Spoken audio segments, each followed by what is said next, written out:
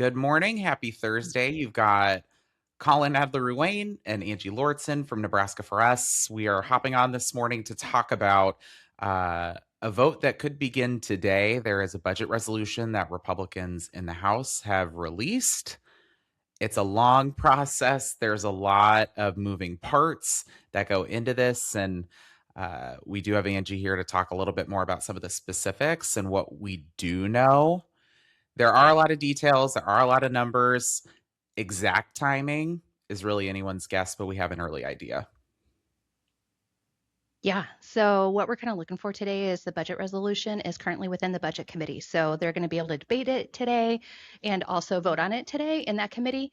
And because of a rule that they voted on earlier this week, they could be able to vote on that budget resolution as early as today on the floor at the House.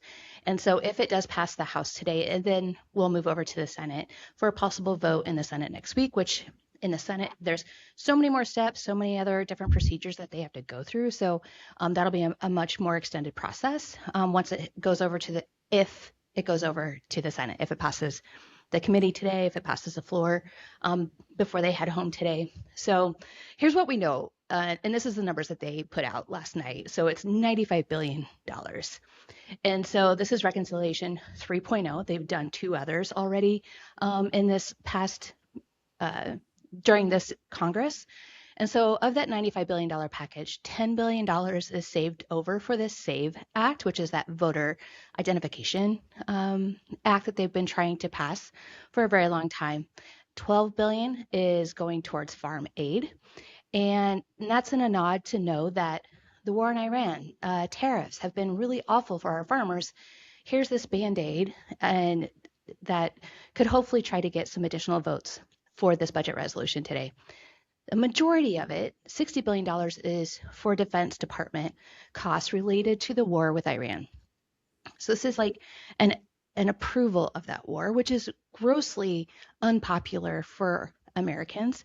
And then the rest, $13 billion, is for the House Intelligence Committee, which is in charge of oversight of the United States intelligence community.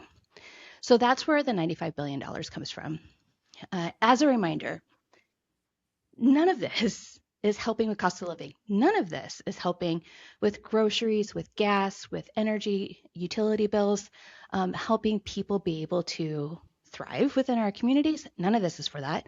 And as a reminder, Reconciliation 1.0 actually provided over $1 trillion in tax breaks for the wealthy.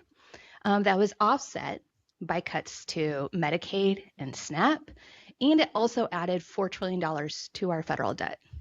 Reconciliation 2.0 was $70 billion in additional spending for immigration enforcement. Again, didn't come to help any of us that are struggling with cost of living right now. And so the thing with reconciliation, it's a procedure within Congress that they can use to pass bills, budget bills, on a purely partisan basis. They only need 51 votes in order to get it through on the Senate side of things. So every provision within that package, it has to have an impact on federal spending, revenue, or the debt. And so you can't put in policy changes necessarily. So you can't put in changes to how we vote within our country unless there is a dollar amount associated with that. And that's why there's that $10 billion to help with election servicing throughout the country. And I just want to stress that none of these reconciliation packages, and there's also talk of a fourth one because they know that none of the ones before have helped Nebraskans, have helped hardworking families. None of them have helped any of us. It purely goes to help with the war effort, to help with immigration enforcement, and to suppress voting operations across the country. I don't know of a more unpopular thing to do in this moment but this, so it's certainly a choice. Hand it back over And to you, Colin. it seems like there's still a lot that we don't know at this point, just in terms of timing, how feasible getting all of this across the finish line in the next couple of weeks will be. August recess is always a long break. I believe it's 6 weeks that Mm-hmm. members of Congress are back in their districts. And there's just a lot going on as back to school goes on. And A lot of people really getting back into their annual routine. And so we're going to continue following all of this. It's supposed to start today. Again, that's all subject to change just because of how slim margins are in the House.